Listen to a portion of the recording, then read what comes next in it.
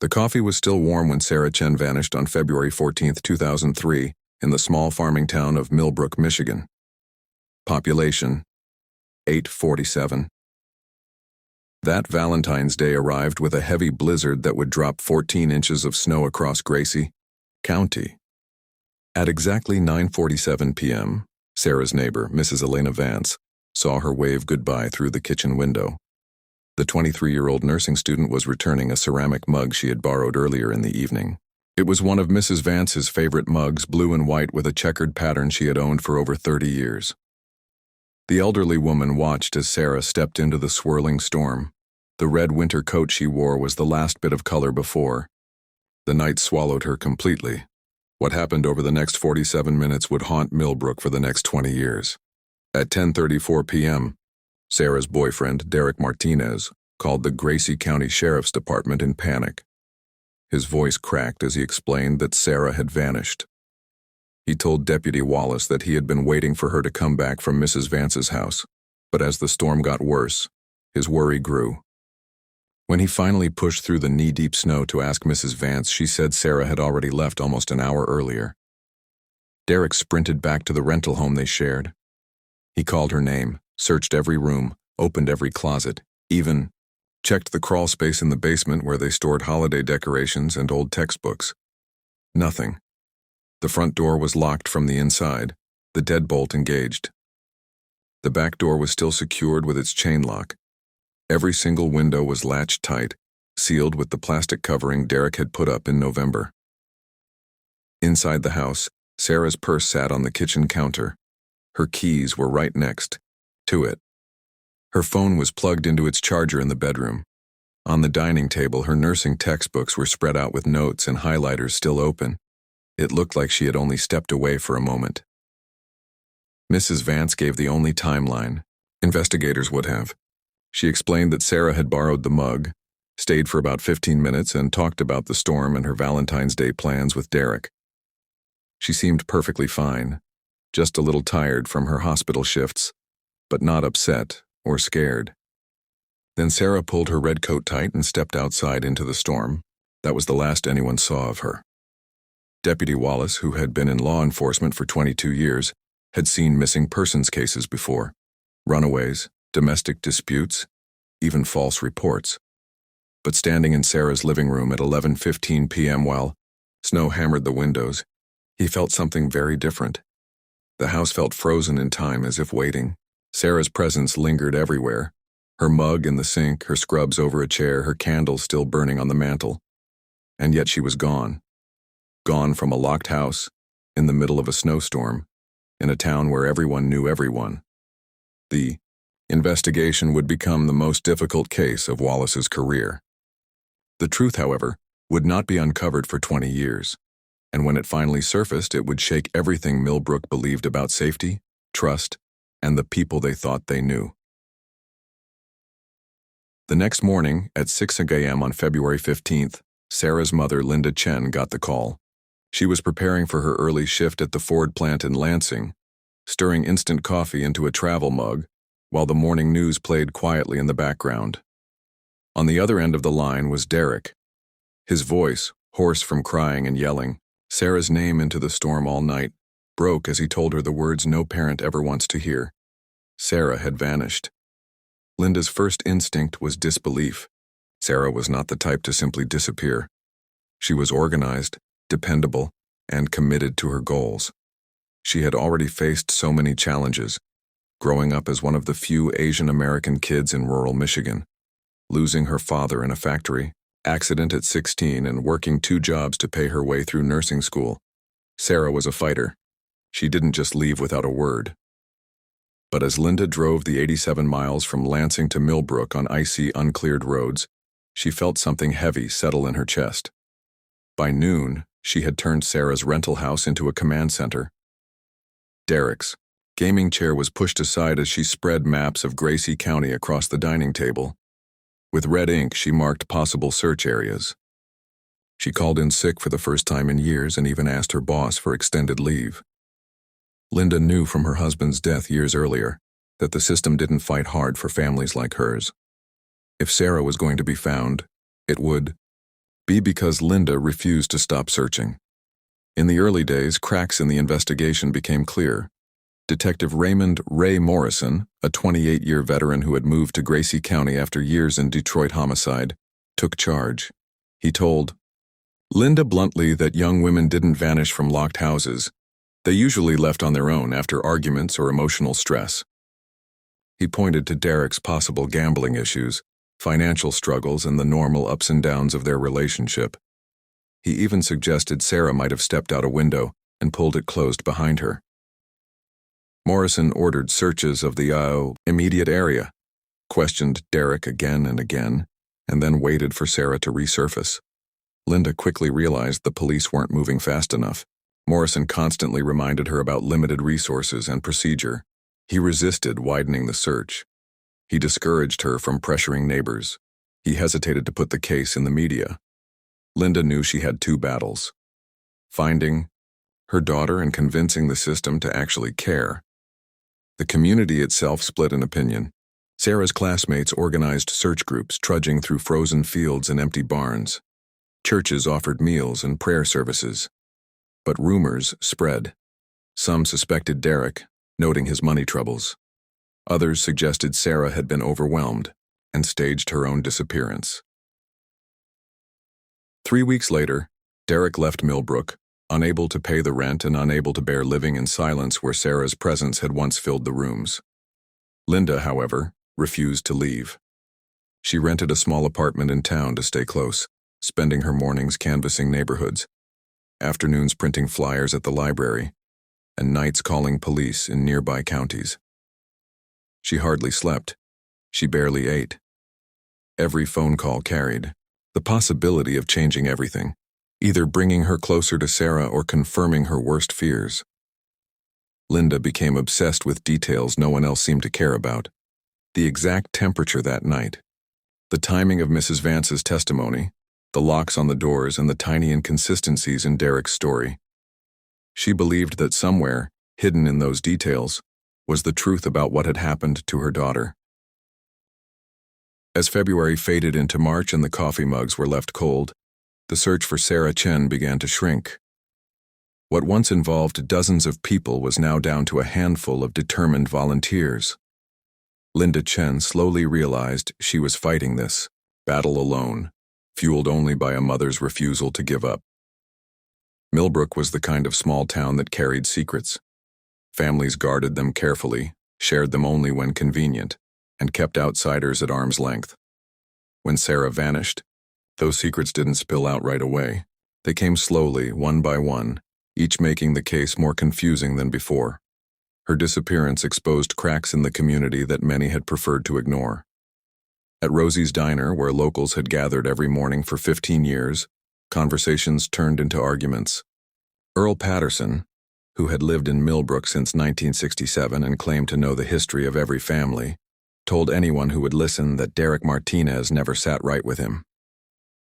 "Something about the way he looks at people," Earl would say, while stirring sugar into his coffee. But not everyone agreed. Dolores McKnight, the Sunday school teacher at First Baptist, defended Derek, pointing out how he often helped older parishioners carry groceries. Their debates grew so tense that Rosie finally made a rule: no talking about Sarah during the breakfast rush. By the end of March, the investigation itself was showing the limits of rural law enforcement. Gratiot County had only 12 full-time deputies to cover 571 square miles of farmland, small towns, and scattered houses. Detective Raymond Morrison was handling Sarah's case at the same time as a meth lab bust in Alma, a domestic violence case that needed weekly check-ins, and farm equipment thefts. The state police offered help, but that would mean letting Lansing take control, and Morrison's pride wouldn't allow that. Meanwhile, Linda Chen's constant calls and unannounced visits to the sheriff's office were wearing thin. Instead of motivating the deputies, they began avoiding her. Some even planned their lunch breaks around her usual 11 a.m. arrival, when she would show up holding new theories she had printed from online forums.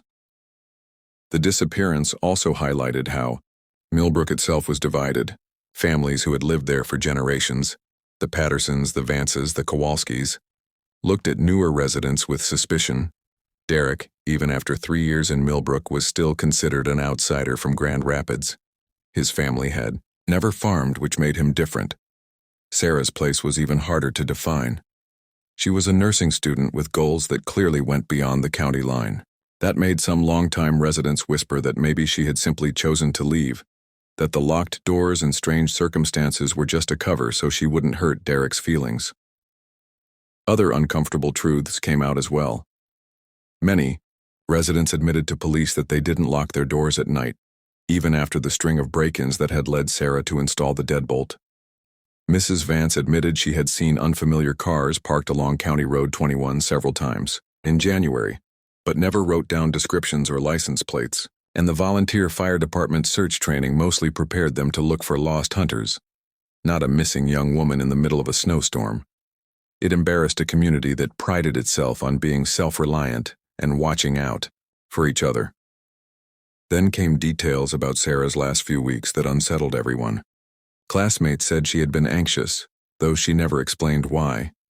Her supervisor at the county hospital recalled Sarah asking odd questions about patient confidentiality and reporting rules, and at least 3 residents reported seeing her in what looked like a serious conversation with someone in the parking lot of Millbrook Market during the first week of February.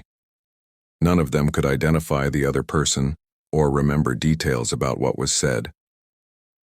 When the media came to town, Millbrook closed ranks. A TV crew from Lansing arrived in early March to film a segment on Sarah's disappearance, but residents clammed up. Shop owners suddenly had no time. Neighbors who had spoken freely before now forgot key details. The reporter, frustrated by the silence, described Millbrook as a town more concerned with its reputation than with finding a missing young woman. The broadcast aired during dinner, and the entire town watched, studying their neighbors' faces as much as they listened to the words, wondering who had said too much or too little. The crime scene photographs from February 15, 2003 showed a world carved by winter. Deputy Wallace had reached Sarah's rental home just after sunrise. His department issued camera capturing stark black and white images that would later be examined for decades. The storm had finally ended, leaving a pristine white canvas where every mark stood out. The photos began with the house itself, a modest one-story ranch built in the 1970s. Its brown aluminum siding and narrow windows made it look ordinary, even temporary. Snow had drifted against the north wall, nearly reaching the windowsills, while the south side was swept nearly clean by the wind. Wallace took photos of every angle, every door, every possible entry. The front door showed no forced entry. The EY frame was intact, the deadbolt worked normally. The back door told the same story, secure, the chain lock still fastened exactly as Derek said. Windows were latched from inside, stiff with age and paint but unbroken. The most important evidence was in the snow. Wallace photographed every track in detail. Derek's size 11 boots left deep marks from his car to the front door, and more. Scattered prints showed where he had circled the house in panic. Mrs. Vance's smaller steps traced a clean path from her kitchen door to the property line, where she had given Sarah the mug. But Sarah's footprints told the strangest story. They were clear in the snow, her size 7 winter boots leaving the familiar waffle-pattern tread Derek immediately recognized. Forensics recorded everything: the stride length, the depth of the impressions, even the way her right foot turned outward, slightly from an old basketball injury. The prints led directly toward her front door, but then about 15 feet away they simply stopped. Not blurred, not covered. They ended completely, as if she had been lifted straight into the air. On February 16th, state police crime scene technicians arrived. Their equipment was better suited for cities than snowy farmland, but they tried anyway. They collected snow samples from the area where Sarah's tracks ended, hoping to find fibers, hair, or chemicals. The samples went to Lansing for testing, but the results, delivered 3 weeks later, revealed nothing. Just frozen snow with the usual minerals found in farmland. Investigators then turned to the weather itself to build a timeline. Records showed the blizzard had intensified around 9 p.m. on February 14th and continued until about 3 a.m. the next morning. That meant footprints made earlier in the night should have been at least partly buried by the storm. But Sarah's prints remained sharp and clear, meaning they had been made in the storm's final hours. This lined up with Mrs. Vance's timeline, but it made the mystery even deeper. Inside the rental home, investigators found evidence of a life interrupted midstream. On the dining table, Sarah's anatomy textbook lay open to a chapter on cardiovascular system disorders, her neat handwriting filling the margins with notes. A highlighter lay uncapped beside it, as if she had only stepped away for a moment. An unfinished bowl of tomato soup sat cooling on the kitchen counter, the spoon still resting on the edge of the ceramic dish. Her cell phone showed nothing unusual, no calls, no text messages, no internet searches that could hint at worries or future plans. The very last note in her daily planner, written in blue ink that hadn't even dried yet, simply said, V-Day dinner with D. A full forensic sweep of the house gave results that were both detailed and disappointing. Fingerprint testing showed exactly what investigators expected. Sarah's prints throughout the home, Derek's in the common areas and the bedroom they shared, plus a few other prints belonging to the landlord and maintenance workers. There were no signs of struggle, no forced entry, no evidence of any violence, nothing to suggest that anything unusual had happened inside. The entire scene looked as if Sarah had simply walked out of her home and disappeared, leaving behind a perfectly normal, untouched picture of everyday life. All the physical evidence from February 2003 was collected, analyzed, and then stored in the Gratiot County Sheriff's Department evidence room, where it stayed for nearly 20 years. It sat there waiting for technology and new ways of thinking that did not yet exist to someday unlock its secrets. The first real lead in Sarah Chen's case came 11 days after she went missing. A convenience store clerk in Bay City phoned the tip line to report seeing a young Asian woman who looked like Sarah. According to him, the woman came in just after midnight on February 15th, bought coffee and gasoline, and appeared nervous, checking over her shoulder again and again while counting out exact change. Detective Morrison drove the 130 miles to Bay City with Sarah's mother, Linda Chen, riding quietly beside him. Both were afraid to hope too much. The store's security footage showed a woman with Sarah's height and build, dark hair pulled back in a ponytail, just like Sarah usually wore it. But when the clerk reviewed the video along with Morrison and Linda, his confidence began to fade. The woman's face was hidden by the poor lighting and camera angle. Her coat was navy blue instead of red, and her movements didn't match the nervousness he had described. Linda stared at the blurry footage until her eyes burned, silently trying to will it into being her daughter. But deep inside, she already knew the truth. This wasn't Sarah.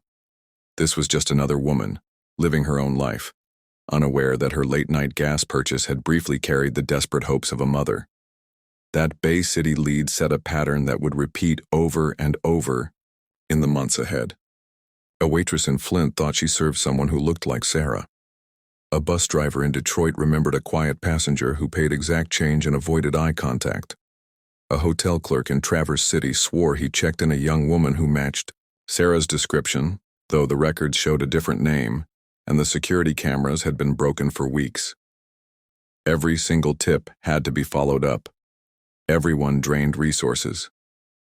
And every dead end pushed Sarah's case further into the growing stack of unsolved files on Morrison's desk. By summer 2003, the search had spread outside Michigan. Reports came in from Ohio, Indiana, Wisconsin, and Illinois, sightings of young Asian women who might be Sarah, supposedly living under false names, working off-the-books jobs, staying one step ahead of anyone looking for them.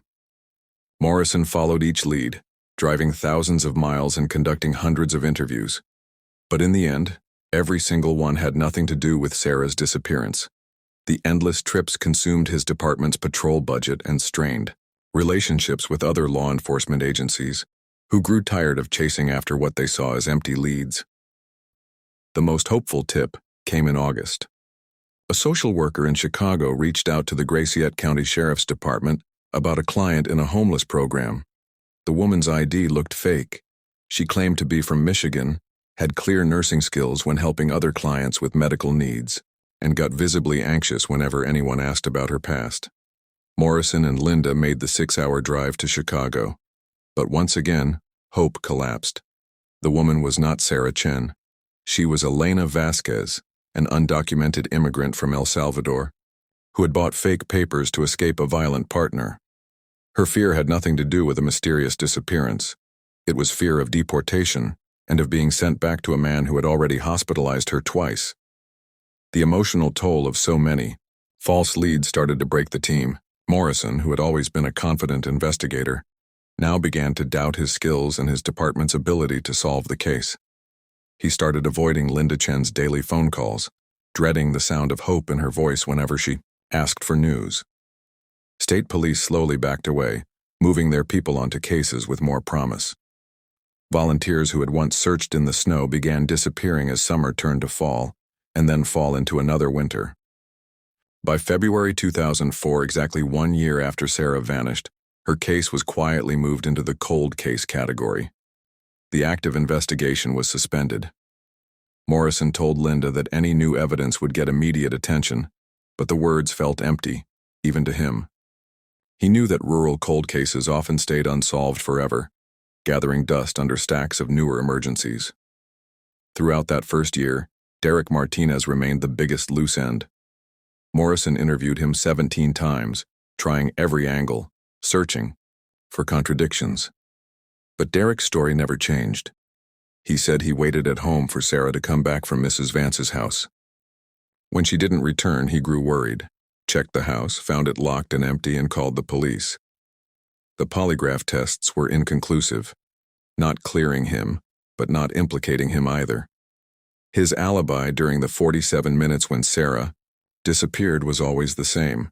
He was alone, at home, waiting. In a case built on impossibilities, those missing minutes became both Derek's strongest defense and his biggest weakness. Detective James "Jimmy" Sullivan had no intention of picking up Sarah Chen's case when he transferred to the Gratiot County Sheriff's Department in September 2005, 2.5 years after she disappeared. At 42, after 15 years with the Michigan State Police, he was ready for a slower pace. He'd worked major crimes, led joint task forces, and testified in capital murder trials. But with 2 failed marriages behind him and a drinking problem he'd only recently beaten, he now wanted small-town cases, things like stolen farm equipment and family disputes, not mysteries that could ruin entire careers. Yet Sarah's file kept pulling him back. Morrison had left behind carefully organized evidence boxes, transcripts, and photographs, all stored in the basement like relics from another time. Sullivan told himself he was only reviewing the department's major cold cases, just doing his job. But he found himself staying late, reading every witness statement under harsh fluorescent lights, staring at the crime scene photos until the images burned into his memory. The case disturbed him deeply. It broke all the rules of investigation he had lived by. People didn't just disappear from locked homes without leaving behind a single clue. Young women didn't vanish in the middle of blizzards without someone noticing something odd. Cases didn't go years without producing a suspect or at least a theory that made sense. Sullivan had solved murders with nothing more than a single hair fiber, tracked down suspects from the way they walked or talked. But Sarah Chen's case gave him nothing. At first, his interest seemed harmless. He told himself he was simply rechecking things. He began re-interviewing key witnesses. Mrs. Vance, now in her 70s and frail, repeated the same story she had told dozens of times. Derek Martinez, who had since moved back to Grand Rapids and was working as a car mechanic, answered Sullivan's questions with the tired patience of someone who had long since stopped believing he would ever be trusted. Linda Chen, now broke, and living back in Lansing, still greeted every call with hope. Detective Jimmy Sullivan had carried a quiet but desperate hope inside him for years, though it was worn down by constant disappointment. His personal life slowly began to mirror his professional obsession with Sarah Chen's disappearance. The small rental home he lived in near Ithaca no longer felt like just a house. It had become a second crime scene. Sullivan converted the spare bedroom into a private investigation office. He covered the walls with crime scene photographs, filled an old folding table from a garage sale with timeline charts, and crammed filing cabinets full of reports he read so often that the paper became soft and worn. His refrigerator contained more takeout boxes than real food, and his nights were broken by restless dreams of footprints fading into untouched snow. Colleagues noticed how deeply this case consumed him. Sheriff Patricia Hayes, who had hired Sullivan because of his experience with difficult investigations, had first encouraged his fresh angle on the Chen case. But as time passed and Sullivan neglected other assignments, Hayes grew uneasy about his state of mind and his ability to perform. Sullivan began missing court dates because he was too busy re-examining evidence. He showed up late to work after spending nights driving lonely back roads near Millbrook, hoping to spot what others had missed. His reports on routine cases became bare and rushed, while the Sarah Chen files grew larger and larger. The turning point, or perhaps the breaking point, came in January 2007 during a heavy snowstorm that reminded him of the night Sarah vanished. Sullivan was studying the original crime scene photos yet again when he noticed something he hadn't fully grasped before. The snow outside Sarah's rental house showed unusual patterns. Investigators in 2003 had written them off as effects of the wind, but Sullivan realized they were too deliberate. He spent the next 6 hours checking weather data and measuring angles, eventually convincing himself that someone had purposely altered the snow to cover their tracks. When he presented this theory to Sheriff Hayes, complete with charts and weather reports, she faced a terrible realization. Sarah's disappearance had claimed yet another victim, not only Sarah herself, but now the detective who couldn't let go. The case was eating away at Sullivan's objectivity and his career. Hayes faced a painful choice: either remove him from the investigation he had devoted his life to, or watch as he followed the same path of frustration that had destroyed previous investigators like Morrison and broken Sarah's mother, Linda Chen. The case seemed to have a strange power over anyone who studied it too closely, drawing them into endless obsession. Despite reaching the same dead ends as those before him, Sullivan refused to surrender. Ironically, that stubbornness would later prove to be the key Sarah's case had been waiting for. The unexpected turning point arrived years later, on March 15, 2019, 16 years after Sarah disappeared, and 12 years after Sullivan's obsession nearly ruined him. The phone call came from Dr. Angela Martinez, a DNA expert at the Michigan State Police Lab. She was working through old evidence using advanced technology that hadn't existed back in 2003. The samples in question were fabric fibers taken from Sarah's red winter coat, the one found hanging in her closet the morning after she vanished. Initial testing had only shown that the fibers came from another piece of cotton blend clothing, and no usable DNA could be drawn from them at the time. The samples had been sealed away and forgotten. But now, with new extraction methods, Dr. Martinez and her team pulled a partial DNA profile, 13 markers in total, more than enough to identify a suspect if a comparison could be made. Most importantly, the profile belonged to a male, instantly ruling out several earlier theories. Even more intriguing, the fibers showed traces of a special soap, the kind normally used in schools, hospitals, or government facilities. For the first time in 16 years, Sarah's case had fresh, solid evidence. By then, Sullivan was 56 years old, the department's senior detective. Against all odds, he had survived years of obsession better than expected. Sheriff Hayes had eventually decided to let him keep Sarah's case as a secondary assignment, reasoning that it was better to let him chase it than to cut him off. In the meantime, he had solved dozens of other cases, but Sarah remained the one that haunted him. When Martinez explained the DNA findings, Sullivan's hand trembled as he wrote notes, struggling to keep his excitement hidden. After so many years of silence, science was finally speaking. The profile was entered into CODIS, the National DNA Database, but Sullivan knew that cold case hits were rare. He decided not to wait. He built a plan of his own, focusing on people who had been around Sarah in her final weeks, especially those linked to institutions that might explain the unusual soap. Sarah's nursing rotations had put her in contact with hospital staff, maintenance crews, and security workers. Her part-time job at a medical supply company added delivery drivers, warehouse employees, and office staff to the list. Each connection was a potential suspect.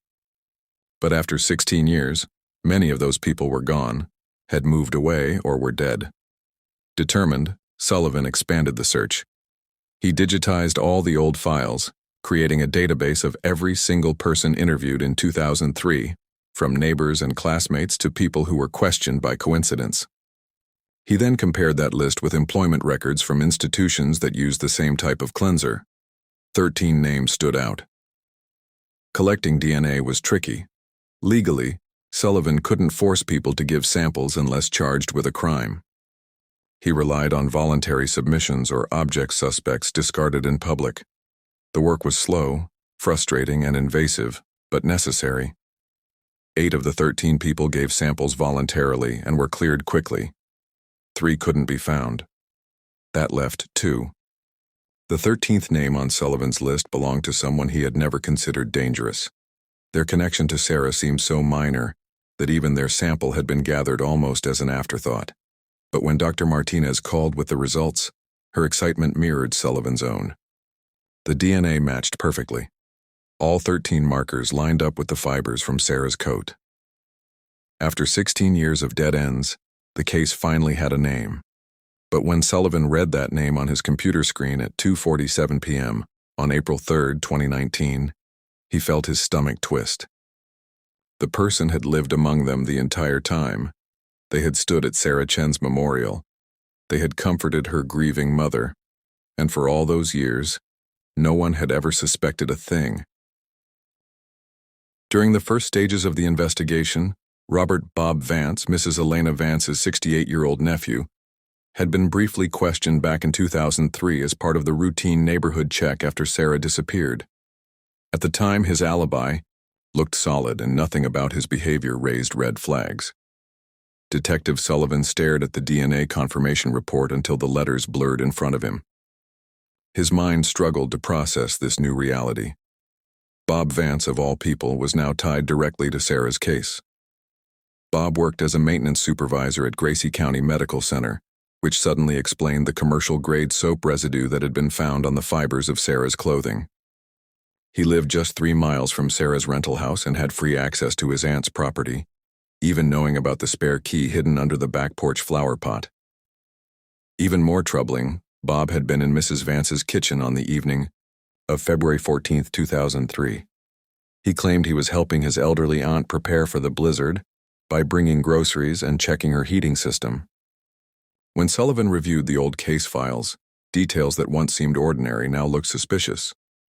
Mrs. Vance had told investigators that Bob was always so thoughtful, dropping by unannounced to help with chores and staying late during storms. Back then it painted him as a kind nephew. Now it hinted at opportunity. Bob even volunteered to join the early search parties for Sarah, spending long hours walking through snowy fields and abandoned buildings, knowing the whole time that she would never be found there. He even comforted Sarah's boyfriend, Derek Martinez, in those first desperate weeks, offering coffee and the kind of emotional support that Derek's family and friends struggled to give. As Sullivan dug deeper into Bob Vance's background, a chilling picture emerged. Bob had carefully built an image that fooled everyone, including law enforcement.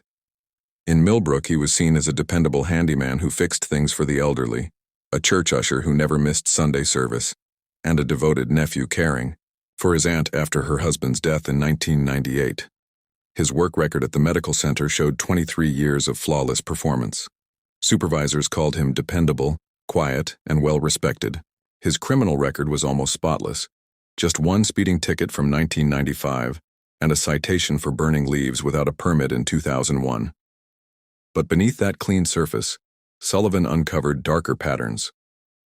When hospital staff were carefully questioned, several admitted Bob had shown unusual interest in young female employees, especially nursing students. Some recalled how he asked personal questions about their living situations, schedules, and transportation. At the time, they brushed it off as awkward friendliness from a lonely man. Now those interactions looked far more troubling. Bob's job also gave him unusual freedom. As a maintenance supervisor, he had access to the hospital at all hours and responded to emergencies, meaning he could be inside the building on nights, weekends, or holidays without question. Security footage from 2003 had long since been destroyed, but records showed Bob worked late shifts during January and February of that year, including the night Sarah vanished. Hospital rules even allowed maintenance workers to use facility vehicles, giving him transportation that no one would have tracked during the blizzard. The most disturbing discovery came when Sullivan looked closer at Bob's relationship with his aunt. Now 86 years old and living in a nursing home with early dementia, Mrs. Vance still spoke of her nephew as her protector. But staff said she sometimes became agitated when talking about him, muttering about secrets and things Bob made me promise not to tell. Her condition made her an unreliable witness, but Sullivan wondered what hidden truths her fading memory held. Night after night, Sullivan replayed the events of February 14, 2003 in his mind. He pictured Bob at his aunt's house when Sarah came to return the borrowed mug. Bob could have offered to walk her home in the storm, using his trusted position as Mrs. Vance's nephew to put her at ease. With access to the spare key, Bob could have followed Sarah inside her house, confronted her there, and then staged the scene so it looked impossible: locked doors, untouched snow, and the illusion of a mystery that baffled everyone. The DNA evidence was the missing link tying Bob directly to Sarah, but it wasn't enough. To close this case after 16 years, Sullivan needed more: Sarah's body, additional proof, and a case strong enough for prosecutors. On April 8, 2019, just 5 days after the DNA confirmation arrived, Detective Sullivan began surveillance on Robert Vance. From an unmarked sedan parked across the street, he watched the 68-year-old follow the same daily routine he had for decades. Bob left home at 6:00 a.m., returned around 3:30 p.m., and spent his evenings in front of the TV, curtains half open for anyone to see. But Sullivan spotted cracks in the image. Bob's hands shook every evening as he fumbled with his house keys he had used for years. His garbage bins, once neatly organized, now overflowed with empty whiskey bottles and takeout containers from restaurants he had never used before. Most telling of all, Bob's visits to his aunt's grave at Millbrook Cemetery increased dramatically, from once a week to every single day since the DNA results arrived. Sullivan watched through a telephoto lens as Bob knelt by her headstone, whispering words no one else could hear, his shoulders shaking as decades of guilt poured out in silent sobs. Sullivan knew timing was everything. Confront Bob too soon, and he might flee or destroy evidence. Wait too long, and Bob's mental decline might rob them of a confession or key details. So Sullivan chose a strategy of slow, steady pressure, starting with routine questions and building toward the DNA revelation. The first interview took place at the medical center on April 15th.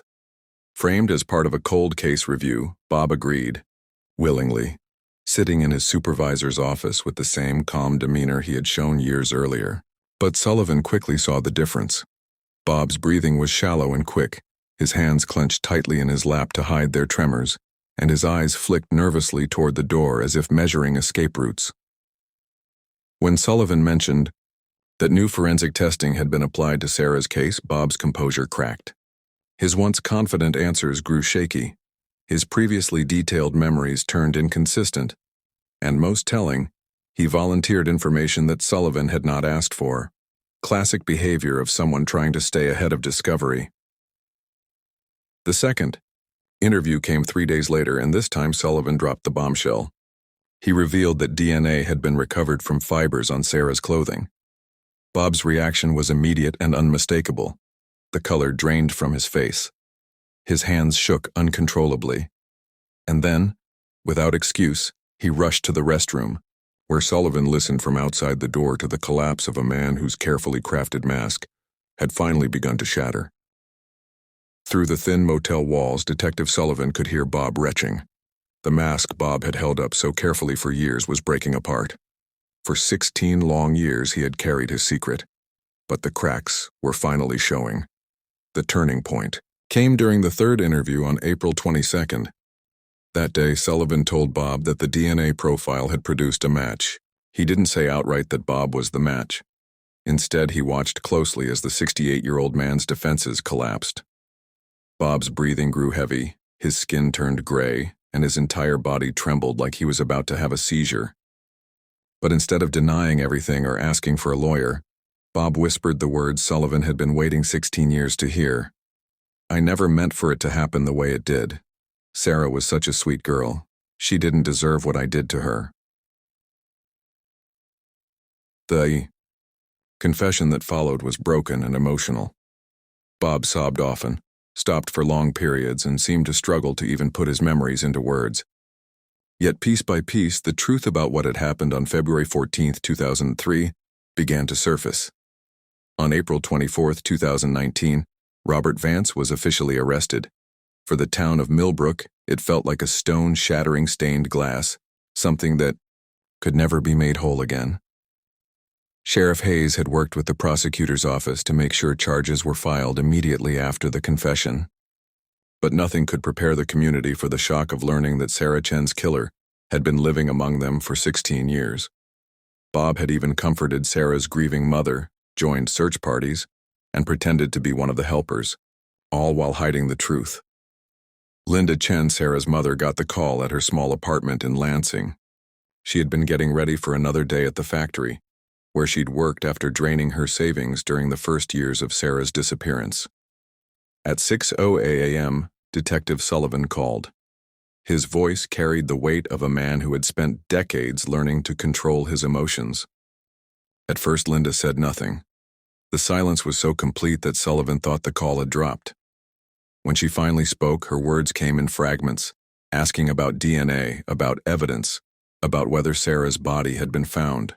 Between the questions came sobs, deep and raw, like a dam breaking after being frozen for 16 years.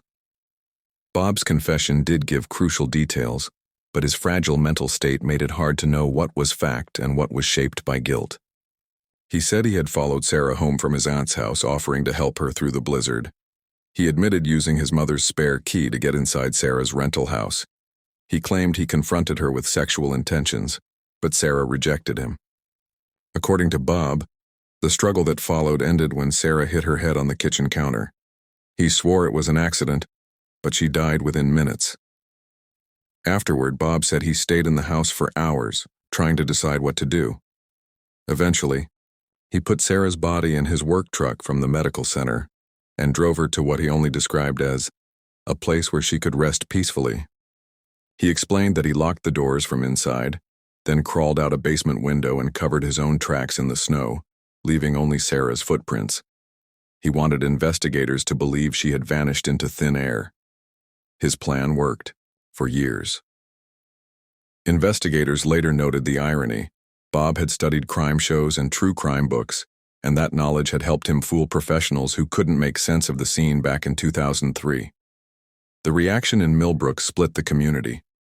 Some people who had known Bob since childhood couldn't believe it. To them, he was the kind man who fixed broken fences and repaired leaky roofs. Others, like Mrs. Patterson, whose late husband Earl had always distrusted Bob, felt vindicated. She told everyone she'd sensed something was wrong with him for years. Many elderly residents who had relied on Bob's help felt a deep betrayal, questioning whether they had ever truly known him. For Derek Martinez, the news hit differently. Now 39, married, and a father of 2, Derek got the call from his sister, who had seen the report on television. His feelings were complicated: relief, vindication, and sadness all at once. For 16 years, Derek had lived under suspicion.